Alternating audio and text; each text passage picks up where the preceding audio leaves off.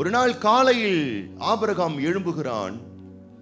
வேதம் சொல்லுகிறது, ஆதியாகமத்தின் புஸ்தகம் 22ஆம் அதிகாரத்துல அவன் காலை எழுந்த போதே அவனுடைய ஆட்டிடியூட், அவனுடைய மனநிலை, மனப்பான்மை, மனப்பக்குவம் எப்படி இருக்குன்னா, இன்னைக்கு நம்ம கர்த்தருக்கு என்ன செய்யலாம் அப்படின்ட்டு அவன் போறான் பாருங்க. தன் பிள்ளையை கொடுக்கறதுக்காக போறான்.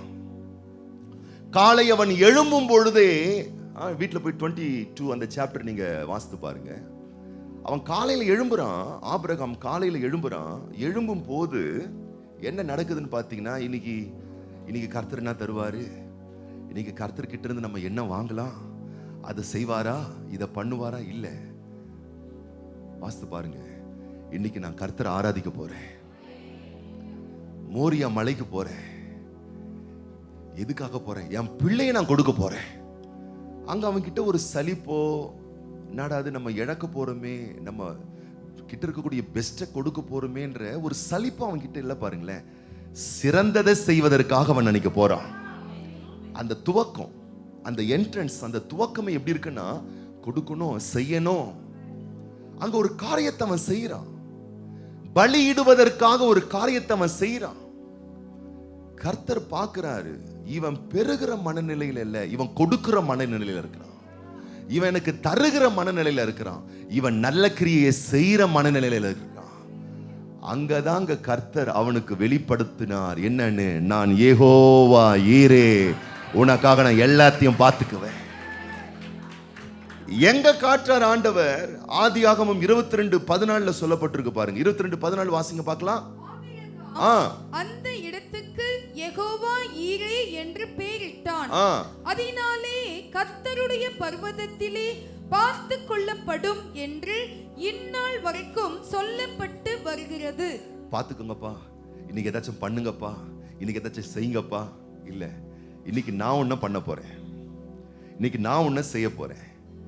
நான் இன்னைக்கு ஒரு காரியத்தை நடப்பிக்க போறேன், பெஸ்டா பண்ண போறேன், சிறப்பா பண்ண போறேன், மேன்மையா செய்ய போறேன், அற்புதமா செய்ய போறேன். செஞ்சு பாருங்க, பலனை தருவதிலே தேவன் உங்களுக்கு குறைவே வைக்க மாட்டார். உழைக்க போறீங்களா? பெஸ்டா உழைங்க. கர்த்தருக்காக ஒண்ணு செய்ய போறீங்களா? பெஸ்டா செய்யுங்க. உங்க வீட்டுக்காக ஒண்ணு செய்ய போறீங்களா? சிறப்பா செய்யுங்க. தரமான சம்பவங்களா செய்யுங்க. அல்லேலூயா. தரமானதை தேவன் தவறாமல் தர வல்லவராயிருக்கிறார். இவனுடைய மனநிலையெல்லாம் தேவனுக்கு ஒரு காரியத்தை கொடுக்கணும், நல்ல கிரியையை செய்யணும்ன்றதுதான் அவன் போனான்.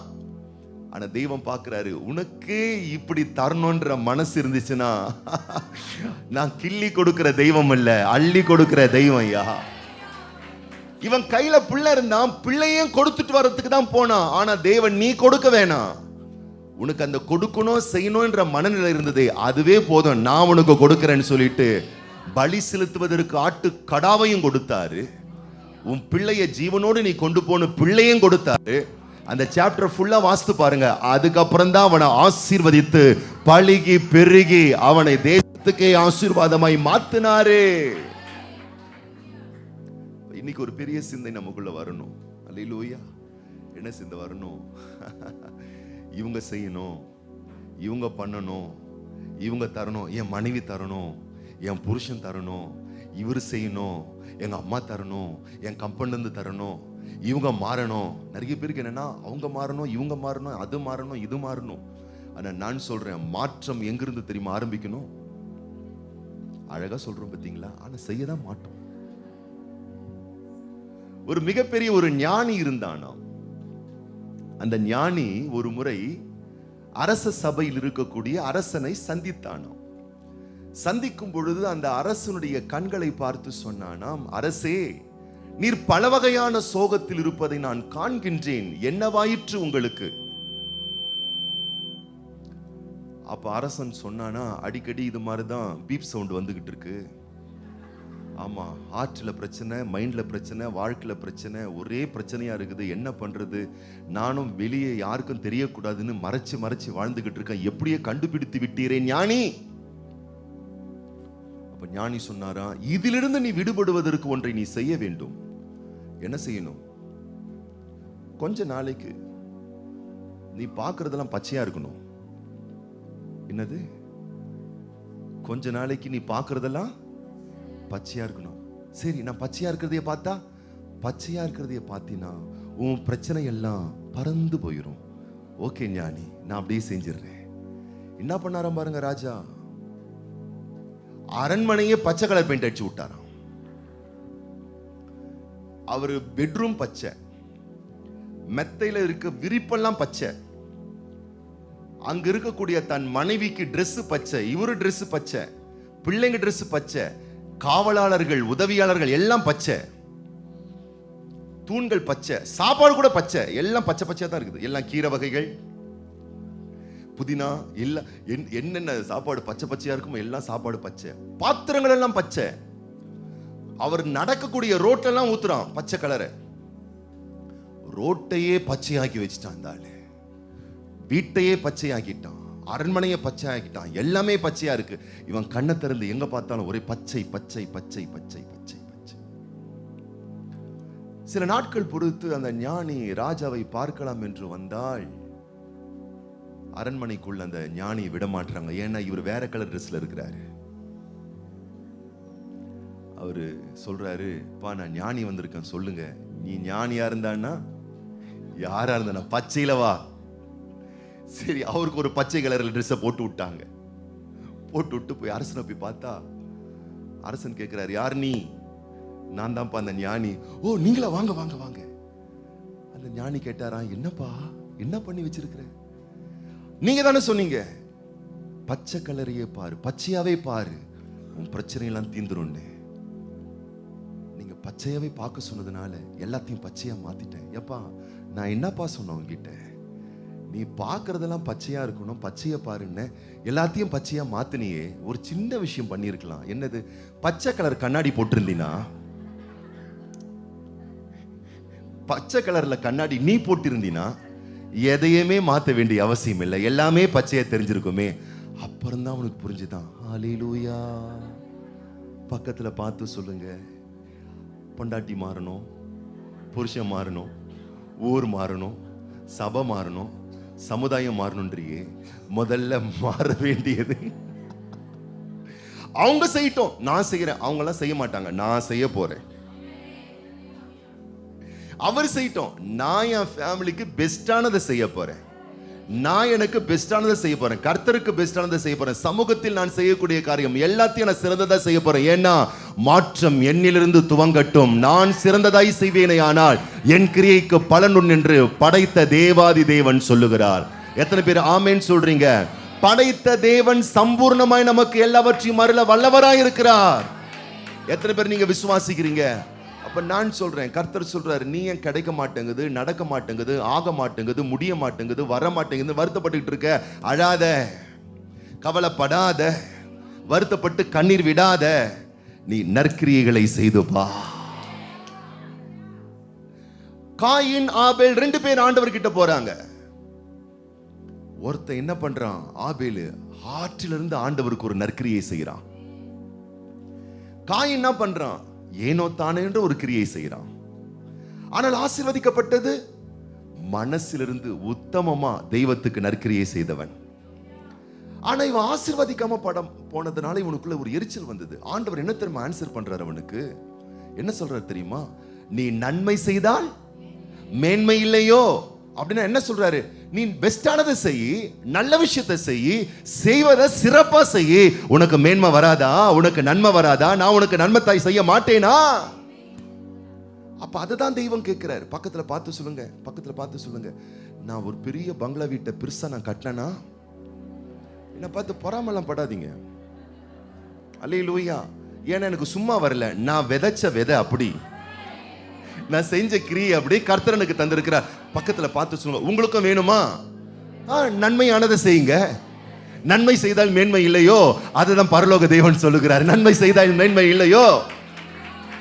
நீ நஷ்டம் அடைஞ்சிட முடியாதே, நீ இழந்துட முடியாதே. ஏன்னா நீ விதைப்பது கிங்டம்ல, உன் நற்கிரியைகளை கவனிப்பது கிங்டம் ஆஃப் காட்.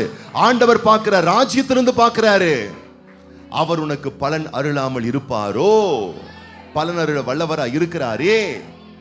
அப்ப மற்றவங்களை பார்த்து பொறாமப்படுறதுக்கோ, சங்கடப்படுறதுக்கோ, நம்ம கோபப்படுறதுக்கோ, டென்ஷன் ஆகுறதுக்கோ இங்க எதுவுமே இல்லை. நம்மளை வருத்தப்படுத்திக்கிறதுக்கோ, காயப்படுத்திக்கிறதோ இங்க எதுவுமே இல்லை. நான் தரமான கிரியைகளை செய்வினையானால் பரம தகப்பன் பேசுகிறார், உன் கிரியைக்கு பலன் உண்டு. ஆமா, அதை விட்டுட்டு நீ வருத்தப்பட்டுட்டு துக்கப்பட்டுட்டு சோகப்பட்டுட்டு இருக்காத. நீங்க யோசிக்கலாம், என்னடா இது, நான் செய்யற வேலை ஒரு கம்பெனில தானே செய்யறேன், உத்தமமா செய்யுங்க. ஒரு ஃபோர்மேன் கீழ இருந்து தானே செய்யறேன், உண்மையா செய்யுங்க. நான் மனுஷனுக்கு தானே செய்யறேன், கரெக்டா செய்யுங்க. நீங்க நினைச்சுக்கிட்டீங்க பலன் மனுஷங்கிட்ட இருந்து வருதுன்னு, கிடையாதுங்க. பரலோக தேவன் பார்க்கிறாருங்க உங்க நற்கிரியைய. நீங்கள் மனிதனுடைய சார்ந்த விஷயத்துல உண்மையும் உத்தமமா இருந்து பாருங்கள், பரம தகப்பன் உண்மையும் உத்தமமான ஆசீர்வாதங்களை உங்களுக்கு சம்பூர்ணமாய் தருவார். யோசுவாவின் புஸ்தகம் 1 அதிகாரத்திற்கு நீங்கள் வருவீர்களேயானால், யோசுவாவின் புஸ்தகம் 1 அதிகாரம் 1 வசனம் சொல்லுகிறது, மோசேயின் ஊழியக்காரனான நூனின் குமாரனாகிய யோசுவா. வசனம் எப்படி ஆரம்பிக்குது? யோசுவா யாரு? யாருடைய ஊழியக்காரன்? கர்த்தருடைய ஊழியக்காரன். நாங்க சொல்லல, ஆண்டவர் சொல்றது யார் தான்? கர்த்தர் தான் சொல்றார். சொல்றது யார் சொல்றா? யோசுவா 1:1 பேசுறது யாரு? கர்த்தர் தான் பேசுறார். கர்த்தருடைய தாசனாகிய மோசே மரித்த பின்பு கர்த்தர் மோசையின் ஊழியக்காரனான நூனின் குமாரன் யோசுவாவை நோக்கி கர்த்தரே சொல்றாரு, யோசுவாவி நீ யார்? வசனத்தை பார்த்து சொல்லுங்க. ஒரு மனிதனுக்கு சேவை செய்கிறவன், மோசேக்கு பணிவிடை செய்கிறவன், அந்த மோசே சொன்னதெல்லாம் செய்யக்கூடியவன். 7ஆம் வசனத்துல சொல்லப்பட்டிருக்கு, யோசுவா 1:7 என்னன்னா, மோசே உனக்கு கற்பித்த நியாய பிரமாணத்தின்படி செய்ய கவனமா இரு. கர்த்தர் இப்படி சொல்ல, நான் சொன்னதெல்லாம் செய்யறதுக்கு கவனமா இரு இல்ல. உனக்கு மேல ஒரு அதிகாரி இருக்கான், உனக்கு மேல ஒரு அப்பா இருக்காரு, ஒரு அம்மா இருக்காங்க, ஒரு கணவன் இருக்கான், உனக்குன்னு ஒரு குடும்பம் இருக்கு, உனக்குன்னு ஒரு கம்பெனி இருக்கு, நீ சேவை செய்கிற ஒரு ஸ்தானம் இருக்கு. அங்க உனக்கு மேல இருக்கிறவங்க என்ன சொல்றாங்களோ அதை உண்மையும் உத்தமமாக செய்து விடு. உங்களுக்கு மேல ஒரு ஊழியக்காரன் இருக்கான், அவங்க சொல்றது நீங்க செய்யறது, நான் சொல்றேன், கர்த்தருக்கே நீங்கள் செய்வதாக கர்த்தாதி கர்த்தர் பார்க்கிறார். மனுஷனுக்கு கீழ்ப்படியாத ஒரு நபர் கர்த்தருக்கு ஒரு நாளும் கீழ்ப்படிந்து விட முடியாது. இங்கே மனுஷனுக்கு ஒருவன் உத்தமமாய் ஜீவனம் பண்ணுகிறான், மனுஷனுக்கு முன்னாடி ஒரு ஊழியக்காரனுக்கு அவன் கீழ்ப்படிந்து அடங்குகிறான். என்ன தெரியுமா இப்ப ஆண்டவர் ரிசல்ட் பண்றாரு, அவனை ஐடென்டிஃபிகேஷன் பண்றாரு. ஒரு மனுஷனுக்கு கீழே அவன் தரமான உண்மையான உத்தமமான காரியத்தை செய்தபடியினால் இப்ப பரம தகப்பன் சொல்லுகிறார். அதே யோசுவாவின் புஸ்தகம் 24ஆம் அதிகாரம் 29ஆம் வசனத்துல, யோசுவா என்னும் கர்த்தருடைய ஊழியக்காரன். இவ்வளவு நாள் அவனுக்கு கொடுக்கப்பட்ட பேர் என்னது? மோசேயின் ஊழியக்காரன். அவன் செஞ்சது யாருடைய சொல் கேட்டு? மனுஷனுடைய சொல் கேட்டு, ஊழியக்காரனுடைய சொல் கேட்டு, தனக்கு மேலிருந்த ஸ்தானாதிபதிகளின் சொல் கேட்டு. இப்ப கர்த்தர் பார்க்கிறாரு, இவ்வளவு நேர்த்தியாய் உண்மையும் உத்தமமாய் நீ கிரியை செய்வாயே, ஆனால் இப்ப கர்த்தர் சொல்றாரு, நீ தாண்டா என்னுடைய ஊழியக்காரன், நீதான் என் ஊழியக்காரன், நீதான் என் ஊழியக்காரன். நம்ம நினைக்கிறோம் டைரக்டா கர்த்தர் சொல்றாரு. டைரக்டர்லாம் சொல்ல மாட்டார், ஃபர்ஸ்ட் உங்க அப்பாட்ட தான் சொல்லுவார். அப்பா சொல்றது கேட்கிற அந்த கீழ்ப்படிதல் நமக்கு வேணும். அம்மா சொல்றது கேட்கிற கீழ்ப்படிதல் நமக்கு மேல உள்ள தலைவர்கள், மூப்பர்கள், ஊழியக்காரர்கள், அந்த கீழ்ப்படிதல் முதல்ல நமக்கு வேணும் பாருங்க. அதை நாம் நிறைவேற்றும் பொழுது கர்த்தர் அந்த மகத்தான ஒரு ஸ்தானத்தை கொடுத்து நம்மை மகிமையாய் உயர்த்துகிறார். எத்தனை பேர் நம்ம ஆமென் சொல்றோம்? அல்லேலூயா. ஆரம்பம் ஒரு மனிதனுடைய ஊழியக்காரன், மனிதனுக்கு சேவை செய்கிறவன். ஆனால் முடிவென்ன? அவன் கர்த்தருக்கு சேவை செய்கிறவன். இங்க சைமன் பாஸ்டர் மைக்க பிடிச்சிட்டு கர்த்தருடைய ஊழியக்காரன் சொல்றாரே, நான் 11 வருஷம் ஒரு மனுஷனுக்கு ஊழியக்காரனா நான் இருந்தவன், அவர்கள் சொல் கேட்டு நடந்து கீழ்ப்படிந்தவன். அதனால்தான் கர்த்தருடைய ஊழியக்காரனா மாத்தினாரு. இப்ப நான் சொல்றேன், கொஞ்சத்தில் உண்மையா இருக்கிறவனை தான் தேவன் அநேகத்தின் மேல் அதிபதியாக மாற்ற விரும்புகிறார். இந்த மார்ச் மாதம் உங்கள் வாழ்க்கையை மாற்றுகிற மாதமாய் அமைவதாக. தேவனுக்கு முன்பதாக செய்யுங்கள். வேதம் சொல்லுகிறது, 1 சாமுவேலின் புஸ்தகத்தில் சொல்லப்பட்டிருக்கிறது, சாமுவேல் என்னும் பிள்ளை ஆண்டான் ஏலிக்கு. அவன் ஏலி பார்க்கிற நேரத்துல தான் இருக்கிறான், ஆனா கர்த்தருடைய ஆலயத்தில் கர்த்தருடைய நாம மகிமைக்காக அவன் செஞ்சுக்கிட்டு இருந்தான். அப்ப நீங்க செய்யற ஒவ்வொரு சேவைக்கும் ஒவ்வொரு கிரியைக்கும் என்ன உண்டு? பலன் உண்டு, ரிசல்ட் உண்டு, பெஸ்டான ஒரு காரியம் உண்டு. அல்லேலூயா. ஆகவே சிறப்பா செய்யுங்க, எதை செஞ்சாலும் தரமா செய்யுங்க. குடும்பத்திற்கு நீங்கள் செய்ய வேண்டிய விஷயம், கர்த்தருக்கு நீங்க செய்ய வேண்டிய விஷயம் எதுவா இருந்தாலும் சரி, தரமானதா செய்யுங்க. ஏன்னா தரமாய் மனிதன் அல்ல, பரலோக தேவனே உங்களுக்கு பலனருள வல்லவராய் இருக்கிறார். இல்ல அவங்க அப்படி பண்றது இல்லையே, நான் ஏன் செய்யணும்? நான் முதல்ல செய்ய போறேன், நான் சிறப்பா செய்ய போறேன், நான் தரமா செய்ய போறேன். ஏன்னா தேவன் தவறாமல் தரமாய் தருவதற்கு வல்லவராய் இருக்கிறார்.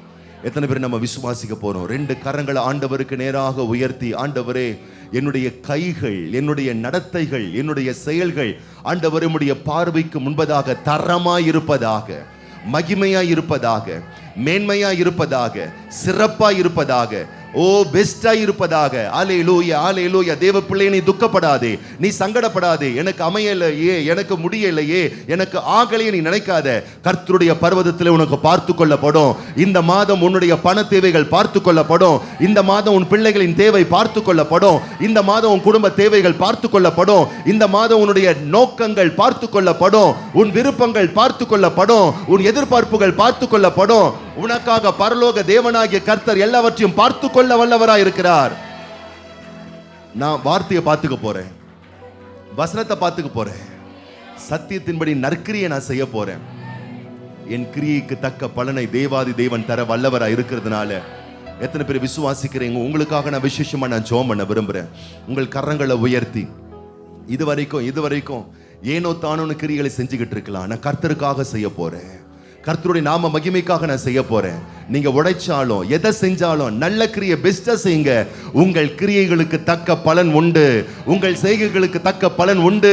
உங்களுடைய ஒவ்வொரு நல்ல செயல்களுக்கும் பரம தகப்பன் பரலோக தேவன் நிறைந்த பலனை உங்களுக்கு சம்பூர்ணமாய் தருவதற்கு அவர் நீதியும் உண்மையும் உள்ளவராய் இருக்கிறதுனால கர்த்தர் இந்த மாதம் உங்களை அளவற்ற ரகத்திலே ஆசீர்வதிக்க போகிறார். உங்கள் கிரியைக்கு நிச்சய பலன் உண்டு.